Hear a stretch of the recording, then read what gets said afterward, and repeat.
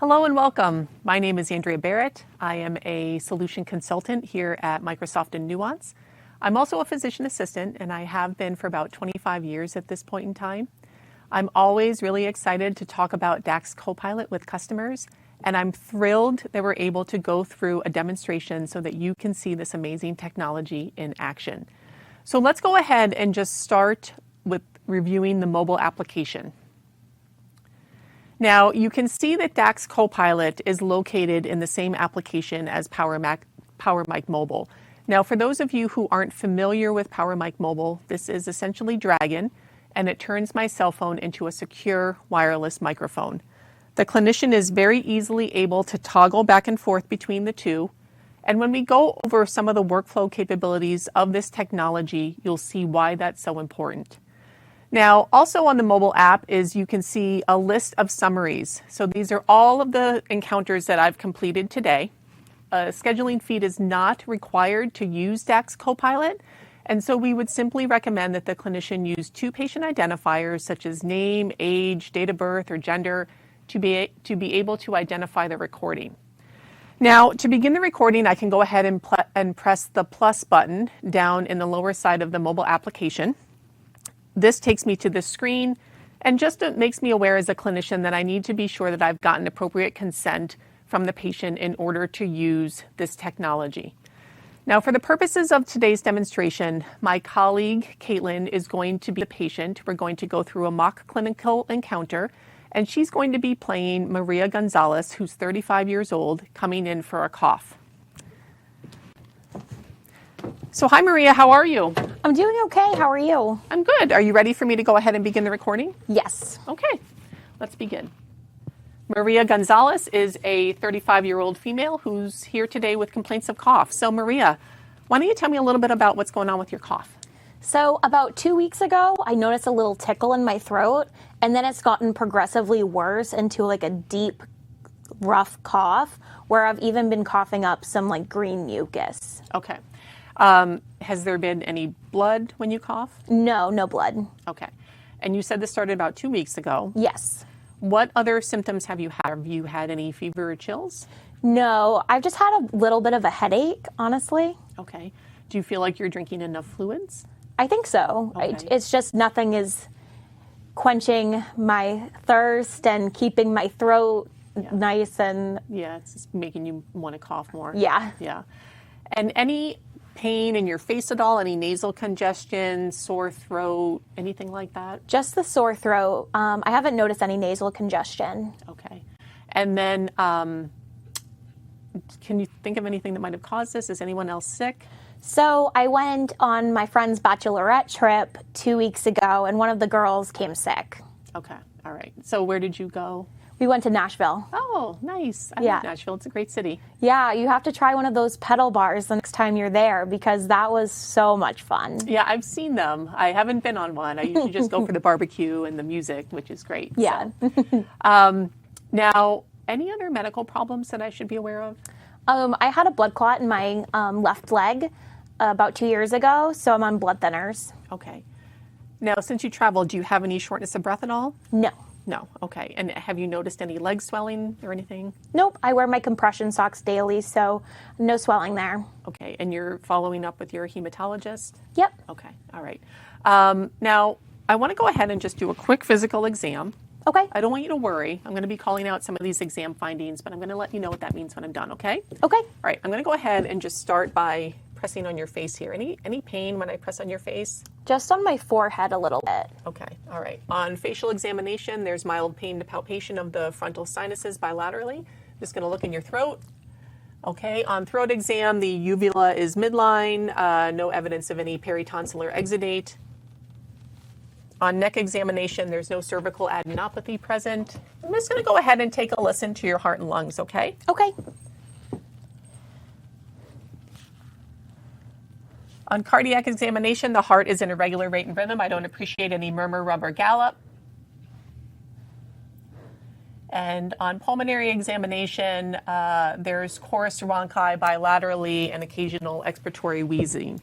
So, Maria, what does all of that mean? That just means that you do have a little bit of wheezing in your lungs, and they sound a little congested. So I just think you have pretty significant inflammation there. So let's just talk about my plan, okay? Okay. So for your cough, I do believe that you most likely just have a viral syndrome, like a viral bronchitis. I want to hold off on antibiotics right now, but we can go ahead and order a chest x-ray just to make sure that we're not missing any pneumonia. If your chest x-ray comes back positive, we'll go ahead and prescribe you some antibiotics. But in the meantime, this is really just going to be treated with supportive measures.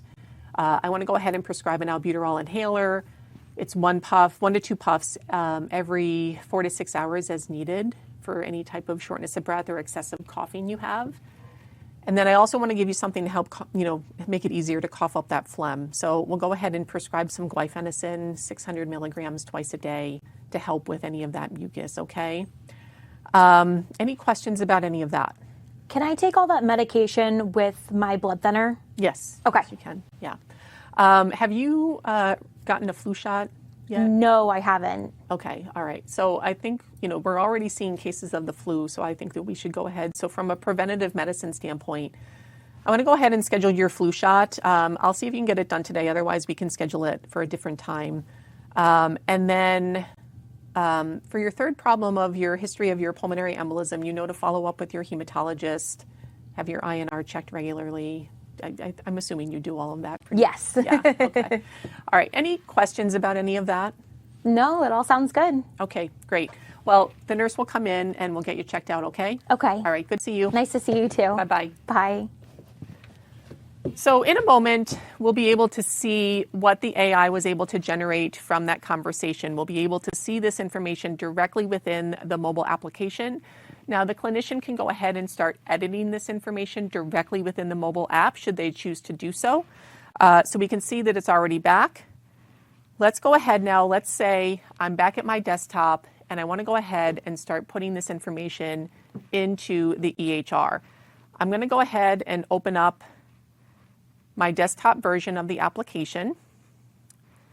And I can see that Maria's summary is right here. Let's just take a moment to go ahead and review what the AI was able to generate from our conversation. So it talks about how she had a tickle in her throat. It's gotten worse, coughing up green mucus, no blood with cough. She has a little bit of a headache. She thinks she's drinking enough fluid.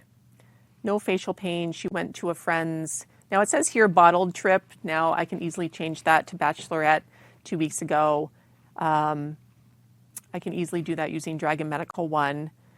And it also talks about her pulmonary embolism that she had, and she sees her hematologist. Now, the way that you see this output delivered to the clinician, it will be delivered in standard fashion, in this standard format based on specialty.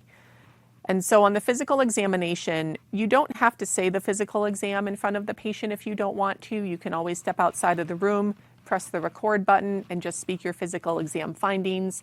So that's one option. Alternatively, you can continue to use any macros that you've created within your EHR to augment this output.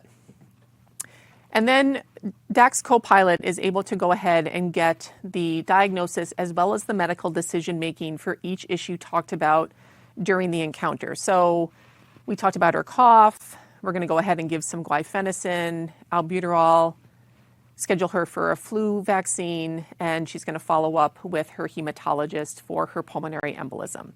So I think that that's a very succinct and complete note. It really didn't need a lot of editing except for the bachelorette party. If I wanted to add anything to that, I can certainly do that using Dragon Medical One.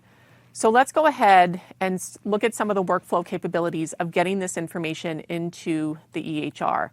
So you can see on here my Dragon Medical One toolbar. This is newly redesigned, takes up less footprint on my screen. I'm going to go to Maria here. And now there are a couple different ways that a clinician can get this information into the EHR. Again, this technology is not one size fits all. Each clinician might use this technology a little bit differently, and that's why it's going to be so scalable throughout healthcare organizations. So the first way that you can go ahead and move this information in is by simply using your voice to move all of the information into a blank template. So I can very easily just go to my PowerMic Mobile, transfer all, So you can see how easy that was for me to move all of that information over with just my voice. Now, this might be an attractive workflow for a clinician because they've already seen the information in the mobile app. They've already seen it within the Dragon Medical One window. And again, both of those areas you're allowed to edit. And so they can just move this into the EHR and sign it. Now, another alternative to move this information over is by using templates, because clinicians use a lot of templates and macros within their EHR to make their documentation more efficient. They also use Dragon Medical One, and you would be able to use any auto text that you've created within Dragon Medical One to augment this information. So for example, I'm going to use an auto text to put in a template for my documentation. My SOAP note, transfer HPI. So again, I was able to move that over with the use of my voice. Now I'm going to go ahead and use those auto texts from Dragon Medical One. Again, these are essentially groups or phrases of words that I would use commonly throughout my documentation that I've really just given a voice command. So I can simply say, add my ROS, transfer PE, transfer assessment and plan. And so at this point in time, I've gone ahead, I've used auto text. I can again edit using Dragon Medical One. And now I want to go ahead and use what we call a step-by-step command, which is through Dragon Medical One, which brings in functionality. So be able to sign a note, open up an email or Word document. So for example, I can simply say, sign my note. And that's essentially it. So you can see the power and the potential for this technology to really make a clinician's workflow very efficient. So that's about all we have today for the demonstration. I hope you enjoyed it. Have a good day.